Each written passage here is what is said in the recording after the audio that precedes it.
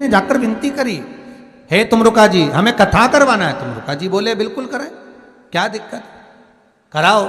पर दिक्कत इतनी सी है तुमरुका जी, तुरंत बोले तुमरुका जी दिक्कत इतनी सी है कि देवी मैं कथा तो बांट दूंगा, पर कथा का यजमान जो बने वो कोई जोड़े से तो बैठे, और तुम तो बेदब्य हो, कैसे बैठोगी। चंचुला देवी की आंख में आंसू भर गए, अब कथा कैसे हो। चंचुला जी वापिस जागे और कैलाश पर जाकर मौन होकर बैठ गई। फिर पार्वती जी ने पूछा अब तू चुप होकर क्यों बैठी है। भाई होता है, माँ तो माँ होती है, पार्वती मैया तो भी माँ जगतजननी जगदम्बा पूछ रही है, तू फिर चुप होकर बैठ गई। हुआ क्या कि कथा सुनाने वाला तो मिल गया फिर, पर जजमान नहीं मिला। जजमान तो तू थी तो सही, परंतु मैं तो बेदब, अब कथा कैसे सुनूं। तो कथा तो सुन लूंगी पर करूं क्या। तुमरुका जी बोले तेरा अखंड सौभाग्य मैं कर सकता हूं शिव महापुराण से, तू चिंता ना कर, पर कोई जोड़े से कथा सुन ले। अब जोड़ा कहां से लाऊं। तो पार्वती जी बोली उसमें दुख की बात क्या है, तो चिंता मत कर, शंकर जी की आराधना कर। और तुमरुका जी के कहने पर चंचुला देवी शिव की आराधना में लगी और शंकर भगवान प्रकट होकर बोले बोल क्या बात है चंचुला। चंचुला कहती है प्रभु मुझे शिव पुराण कराना है पर जजमान नहीं है, तो इसमें क्या टेंशन लेना, क्या चिंता करना, चिंता मत कर। पार्वती को बुला, पार्वती को बुलाया, पार्वती जा तू तैयार हो, मैं भी तैयार होता हूं। शंकर और पार्वती श्रृंगार करने के लिए गए, श्रृंगार कर, और दोनों जब श्रृंगार कर कर आए 16 दिन शिव और पार्वती को सजने में लग गए। दूल्हा दुल्हन जैसा श्रृंगार कर कर शंकर पार्वती जैसे ही सामने आए, वैसे ही देवऋषि नारद देखकर बोले वाह प्रभु वाह, क्या स्वरूप है आपका, धन्य है भगवान, इस स्वरूप को तो आप मृत्यु लोक में रखिए। शंकर और पार्वती ने कहा ए देवऋषि नारद, शिव महापुराण के हम जजमान बने, सुंदर रूप धारण कर कर हम कथा के यजमान बनकर जाते हैं। आज ये हमारा स्वरूप ईश्वर जी और गोरा जी के रूप में, गणा और गौर के रूप में पृथ्वी पर पूजाएगा, इसलिए गणगौर पृथ्वी पर 16 दिन की होती, 16 दिन। शंकर और पार्वती, बच्चे पूछते मम्मी ये कौन है, तो कही ईश्वर जी, ये कौन है गोरा जी, ये कौन है गणा, और ये गौर, तो गणगौर ने। शंकर जी ने इतना सुंदर रूप कब लिया, जब शिव महापुराण के यजमान बने, कथा सुनने के लिए जब चले तब। तुमरुका जी से कहा कहो कथा। ये तुमरुका कोई साधारण नाम नहीं, चैत्र के महीने की ये सिंधारा दूज है। आज नवरात्रे की, चैत्री नवरात्रे में जो दूज होती है इसको सिंधारा दूज कहते हैं। कौन सी दूज कहते हैं, जम के बोलिए, सिंधारा दूज। सिंधारा दूज का मतलब यह होता है कि कल है तीज, जिसको हमारे यहां गणगौर तीज कहते हैं। शंकर और पार्वती 16 दिन तक तैयार हुए थे, और तैयार होने के बाद शिव और पार्वती शिव महापुराण के यजमान बनकर जा रहे थे। तो कल का दिन है वो, कौन सा दिन है कल का, गणगौर तीज का दिन, कल का दिन। चैत्र के महीने में जो शुक्ल पक्ष की तीज आती है, वो चैत्री नवरात्रे में जो तीज की तिथि होती है, उस दिन शंकर और पार्वती शिव महापुराण के यजमान बनकर कथा सुनने के लिए गए थे। 16 दिन तक पार्वती और शंकर का श्रृंगार होता है, उसमें से आज का दिन सिंधारा दूज का होता है। क्यों सिंधारा दूज कहते हैं, सिंधारा दूज का मतलब क्या है, क्यों हिंदू धर्म में सिंधारा दूज मनाई जाती है, किस लिए। आज पूरे भारत की भूमि पर कई माताएं हाथ में मेहंदियां लगाती हैं, चूड़ियां पहनती हैं, सुंदर चुनरी पहनती हैं, माँ ब्रह्मचारिणी का पूजन करती हैं, माता का आराधना करती हैं। सिंधारा दूज, उसका कारण केवल इतना सा है, सिंधारा दूज का मतलब यह होता है कि चंचुला देवी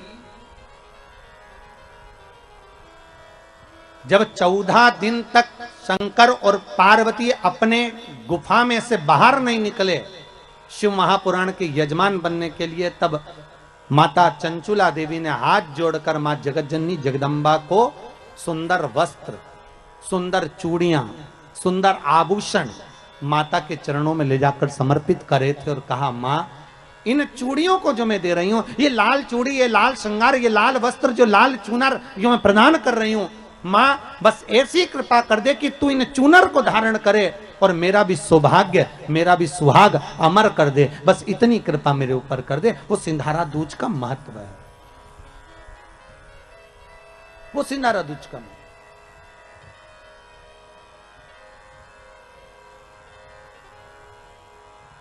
आज भारत की भूमि की सभी माताओं को सिंधारा दूज का बहुत बहुत बधाई।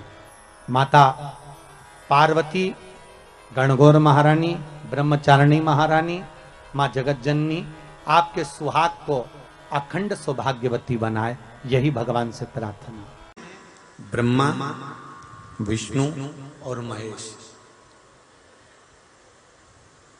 इन तीनों की जो देवियां हैं, ब्रह्माणी, लक्ष्मी और पार्वती, थोड़ा ध्यान लगाकर सुनना।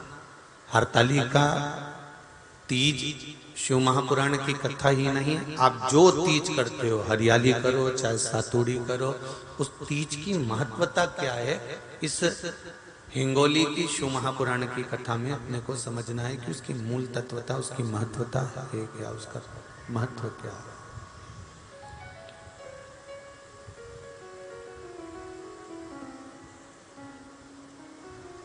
भगवान ब्रह्मा, भगवान विष्णु और भगवान शिव, इन तीनों की जो अर्धांगिनियां, ब्रह्माणी, लक्ष्मी और पार्वती, इन तीनों ने तप कर कर, साधना कर कर ब्रह्मदेव को, भगवान विष्णु को और भगवान शंकर को प्राप्त किया। और तीनों ने प्राप्त कर कर तीनों देवताओं से वर मांगा कि वर हमको ऐसा दीजिए कि हमारे तप साधना का फल नारी को तीज के दिन प्राप्त हो जाए। अब देखिए जरा, एक ही व्रत से, एक ही उपवास से उसको संपूर्ण तप साधना का फल प्राप्त हो रहा है, संपूर्ण तप साधना का फल उसको मिल रहा है। मात्र एक व्रत से, केवल एक व्रत कर रहे हैं, संपूर्ण तप साधना का फल उसको प्राप्त हो रहा है। ऐसा कोई व्रत, ऐसी कोई साधना, ऐसा कोई शंभो शरण मांगो घड़ी रे घड़ी, दुख काटो दया करी न दर्शन आपो। शंभो शरण घड़ी मांगो घड़ी रे घड़ी, दुख काटो दया करी न दर्शन आपो। दया करी न दर्शन आपो। तो ब्रह्माणी ने ब्रह्मदेव से मांगा, लक्ष्मी जी ने भगवान विष्णु से मांगा, पार्वती जी ने भगवान शिव से मांगा कि ऐसा वर दे दीजिए जिस वर से एक ही व्रत करने से संपूर्ण फल की प्राप्ति हो जाए, संपूर्ण फल मिल जाए। ऐसा एक व्रत का फल दे दीजिए, मात्र एक व्रत का। अब देखिए, हरियाली तीज करने वाली माताएं थोड़ा ध्यान से सुनना।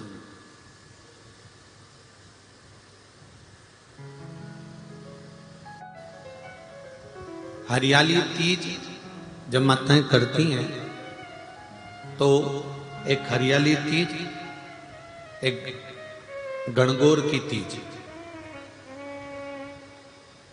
ये दो तीज के व्रत ऐसे होते हैं जिसमें जब माताएं करती हैं तो उस समय पर उमा,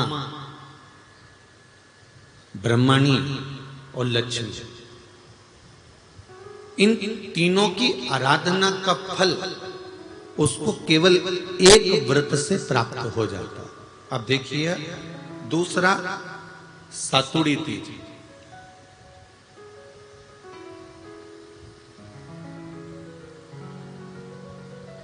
इसमें उमा और महेश्वर, उमा और महेश,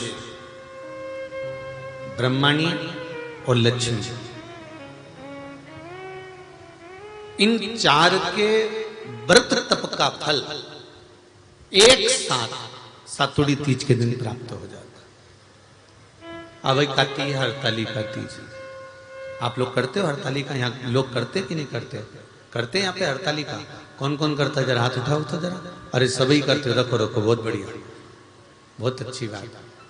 एक आती है हरतालिका तीज। इस तीज का व्रत माता पार्वती बेल वृक्ष के आनंद के साथ में फुलेरा बनाकर करती है, और जिसमें इस हरतालिका में माता पार्वती जी के जितने जन्म पहले हुए हैं, माता पार्वती का जन्म तो 52वें नंबर का, 52 नंबर पे माता पार्वती का जन्म है। इससे पहले तो माता के 51 जन्म पहले हो चुके हैं, 51 जन्म माता पार्वती का पहले हो चुके हैं।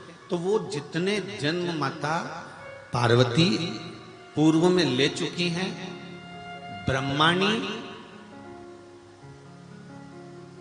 जितनी बार ब्रह्मदेव के साथ में विराजमान हो चुकी हैं, इंद्राणी जितनी बार इंद्र के साथ विराजमान हो चुकी हैं, और लक्ष्मी चाहे वो राधा के रूप में हो, चाहे वो रुक्मणी के रूप में हो, चाहे वो सतभामा के रूप में हो, चाहे वो यमुना के रूप में हो, चाहे वो गंगा के रूप में हो, जितनी बार माता लक्ष्मी ने रूप धारण करे हैं वो सब रूप में,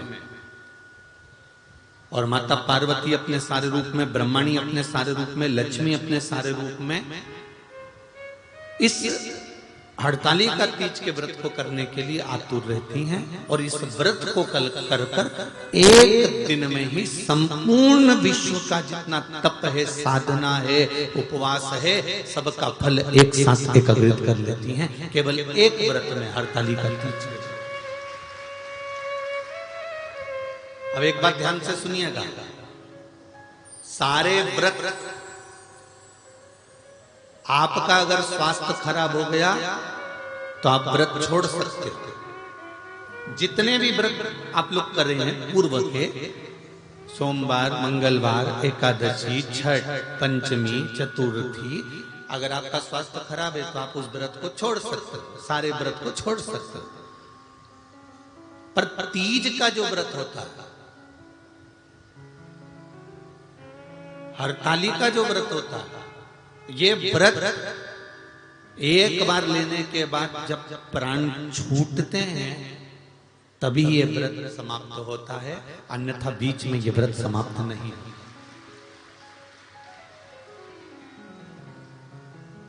ये व्रत समाप्त होता ही नहीं। अगर शरीर से नहीं बनता कि अब हमारी अवस्था हो गई, अब शरीर से नहीं बन रहा है, तो भले एक पहर की पूजन कर कर, एक पहर का नियम धारण कर कर, एक पहर का स्मरण कर कर, एक पहर का पूजन व्रत धारण करो, और उसके बाद में भले आप थोड़ा सा जो भी आपको लेना है वो कर लो, पर इस व्रत को करना ही पड़ता है। इस व्रत का नियम ही यही है। इस व्रत की